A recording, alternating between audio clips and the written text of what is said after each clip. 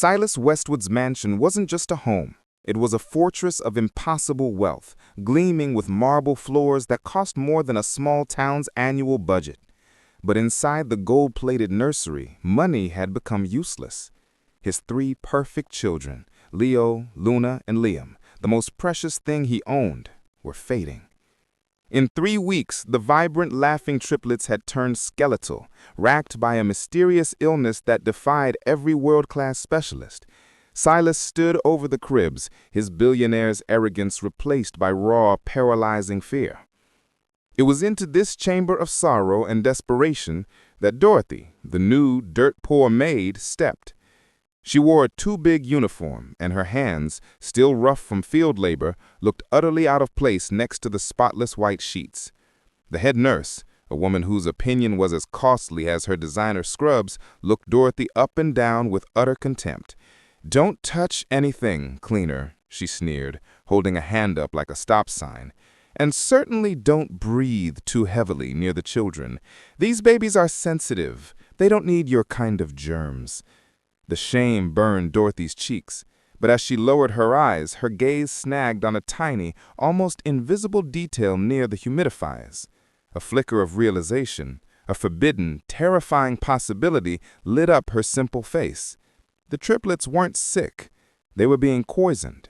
And the only person who knew it was the one person no one would ever believe. Before you continue, kindly endeavor to like, subscribe, and engage in the comment. Tell us what you learned from this story. Share to someone who may be interested in such life lessons. Now this is the full story. Watch till the end to discover the one person behind the scene. The Westwood mansion was a machine built for perfection, and Dorothy was the lowest gear, meant only to wipe away dust and be unseen. She was a woman who lived by simple truths. Hard work pays bills, and kindness costs nothing. But kindness didn't count for much here. She had taken the job out of sheer necessity, needing the money for her mother's medical care, and now she moved through the vast, echoing hallways of luxury with a constant ache of self-consciousness. Her first and only interaction with Silas Westwood himself had been a cold, dismissive nod on the first day, a gesture that barely registered her existence. His wife, Clarissa, a woman whose beauty looked as carefully maintained as the Italian marble, only saw Dorothy when she needed to complain about a smudge. To the staff, especially the head nurse, Vivian, Dorothy was merely the cleaner, a shadow whose hands, though impeccably clean, were deemed inherently contaminated. It was Vivian who made the shame a daily ritual. On the morning Dorothy noticed the strange detail, Vivian had pulled her aside in the servants' kitchen, her voice dripping with calculated cruelty. "Did you wash your hands after you touched that communal spoon, Dorothy? Because these babies, and this house, frankly, operate on a level of hygiene you simply wouldn't understand. Your life is different. We can't risk that difference touching the children." Dorothy felt the heat rise in her face, her simple dress suddenly feeling like a beggar's sack. She nodded, unable to speak, the injustice of being judged by her poverty a heavy stone in her stomach. That injustice fueled her desperate curiosity in the nursery. The tiny detail she'd spotted was a faint, almost sickly sweet scent emanating from the humidifiers, a scent that should have been pure, scentless steam. The machines were meant to keep the air moist, easing the triplets' constant dry coughing. But Dorothy's childhood had been spent helping her grandmother, a retired herbalist in the village, and her nose was trained for things that grew from the earth. The smell, subtle and synthetic, reminded her of a specific type of cheap, floral-scented cleaning additive, sometimes used in industrial laundry, the kind that masked chemical undertones. During her designated cleaning time, when Vivian was on her scheduled, highly monitored coffee break, Dorothy acted fast. She wore thick medical gloves, not for germs, but for evidence. She opened the back panel of one of the massive humidifiers. What she saw wasn't just water. The reservoir contained a cloudy liquid that coated the plastic base in a thin, iridescent film. It was meant to look like mineral scale, but Dorothy knew better. The triplets weren't struggling with a rare virus. They were slowly ingesting a volatile, aerosolized chemical irritant, a low-grade, persistent toxin that attacked their tiny lungs and immune systems. The realization hit her like a physical blow, stealing her breath. This wasn't an accident. This was deliberate, silent murder carried out under the guise of medical care. Panic was a luxury she couldn't afford. She had to tell someone, but who? She tried the junior nurse, a timid woman named Chloe, who always looked terrified of Vivian. "Chloe, the humidifiers. I think there's something in the water that shouldn't be there," Dorothy whispered, her heart hammering against her ribs. Chloe's eyes went wide with terror. "Dorothy, are you mad? Vivian sterilizes those herself. You cannot accuse her of anything, or Mr. Westwood will have you arrested. We will all be fired, or worse." She physically backed away, trembling, leaving Dorothy isolated and terrified. She even tried the night security guard, a burly man who spent his shift watching old movies on his tablet. "There's a chemical being used in the children's room, sir. It's making them sick," she pleaded during her late-night cleaning round in the adjacent corridor. The guard only gave her a tired, condescending look. "Listen, sweetheart, there are 50 specialists in and out of here every day. They're looking for viruses, not cleaning products. Stick to the dust, yeah? Don't start imagining things." Dorothy was dismissed. She was invisible. Her simple word was worth less than the lint trap in the laundry room. The tension escalated drastically the next evening. Dorothy heard the panicked voices and the frantic ringing of specialized phones. Leo, the youngest triplet, had stopped breathing for a terrifying 30 seconds. The on-call doctor, sweating profusely under the pressure of the Westwood name, gave Silas a bleak, hushed prognosis. "Mr. Westwood, their bodies are simply failing. Every system is shutting down. We've ordered a full environmental test, but it will take 48 hours to get the results back." 48 hours. Dorothy looked at the tiny, pale face of Leo, his chest moving shallowly, barely winning the fight for each breath. In 48 hours, they would all be gone.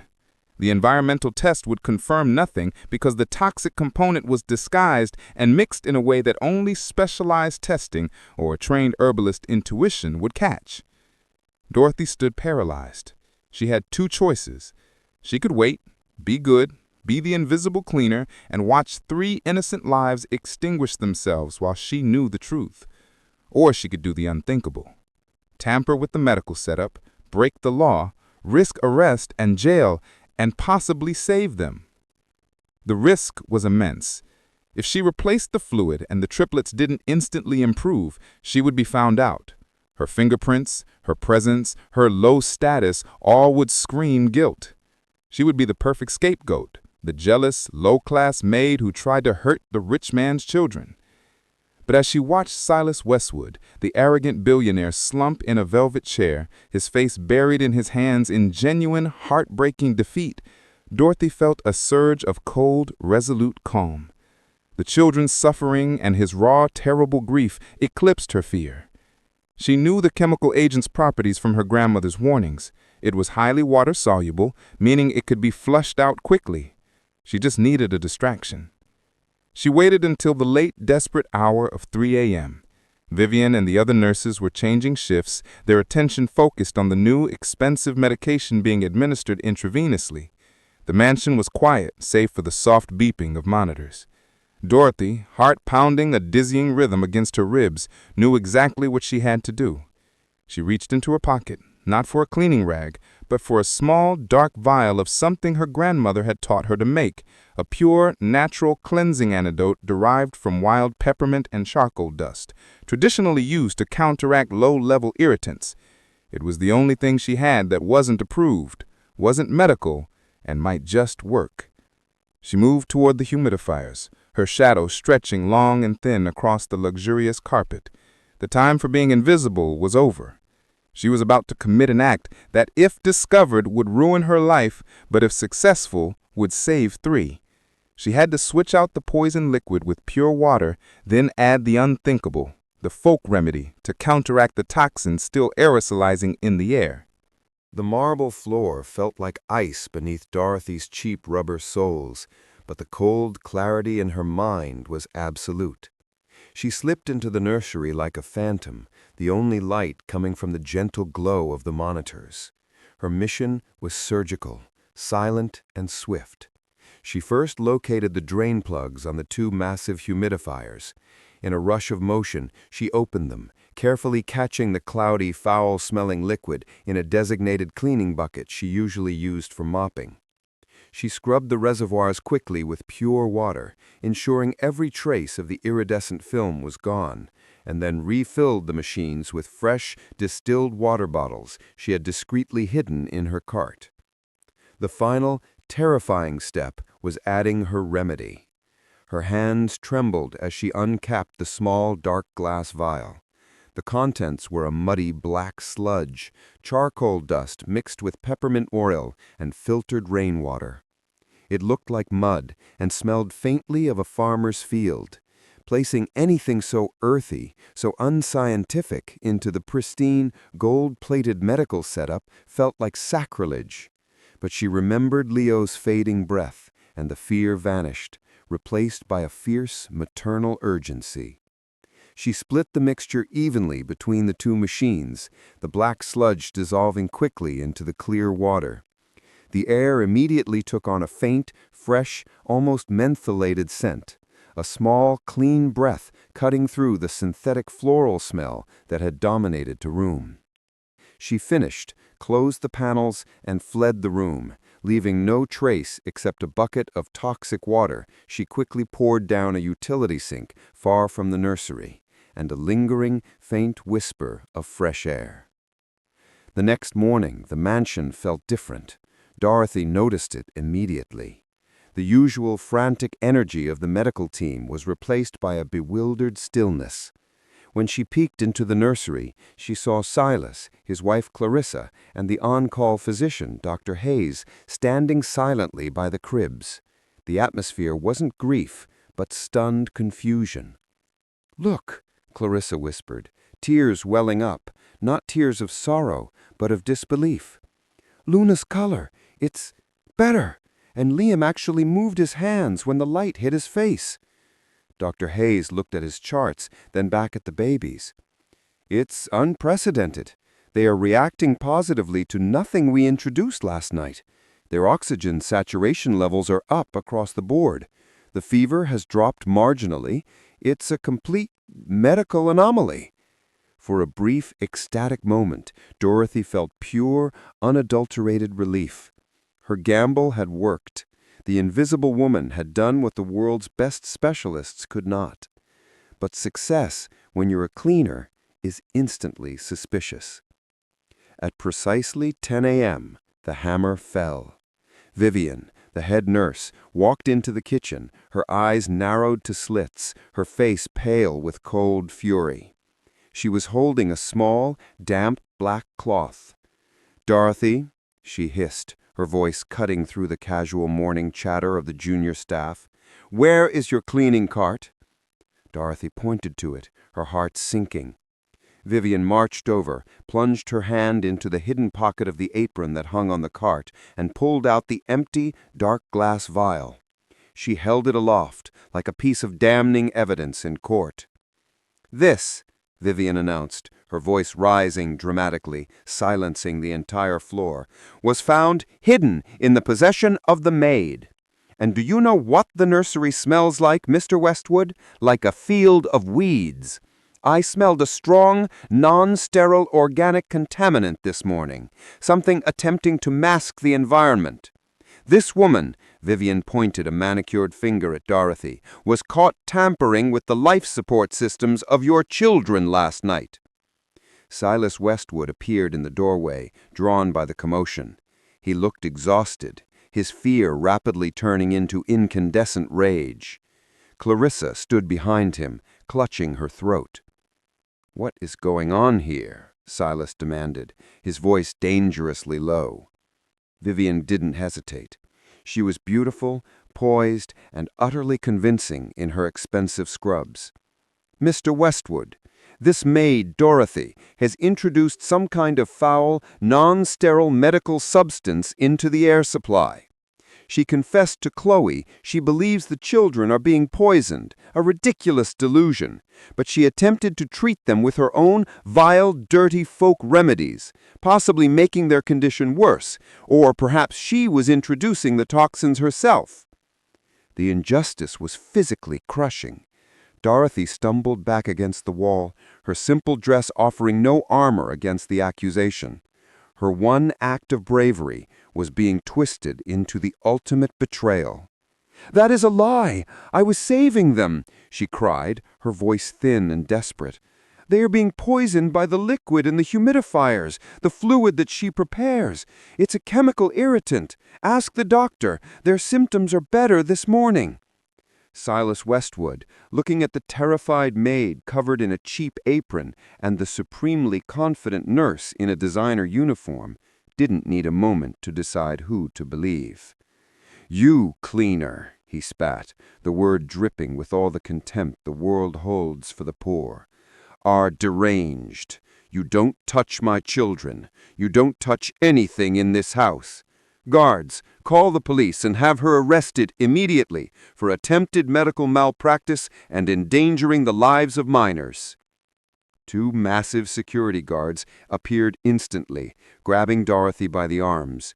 The shame of the earlier morning insult was nothing compared to this public, final, total humiliation.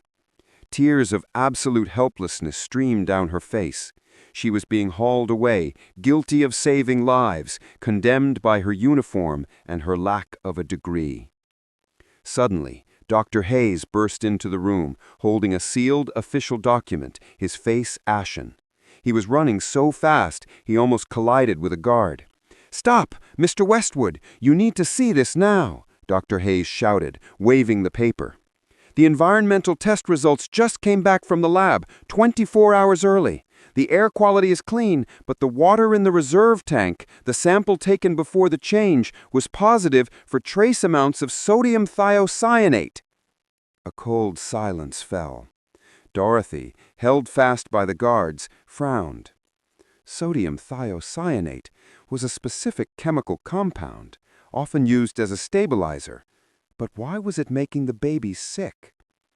Vivian, who had been watching Dorothy's arrest with a triumphant smirk, suddenly went rigid. Her eyes darted from the doctor to the paper, a flicker of genuine terror crossing her perfect face. "That's impossible, doctor," she said, her voice strained but still professional. "Sodium thiocyanate is inert at that concentration. It's a common stabilizer in our special solution for the high-end humidifiers. It's harmless." "That's what I thought, Vivian," Dr. Hayes said, his eyes now fixed on the nurse with dawning horror. He looked back at the test results.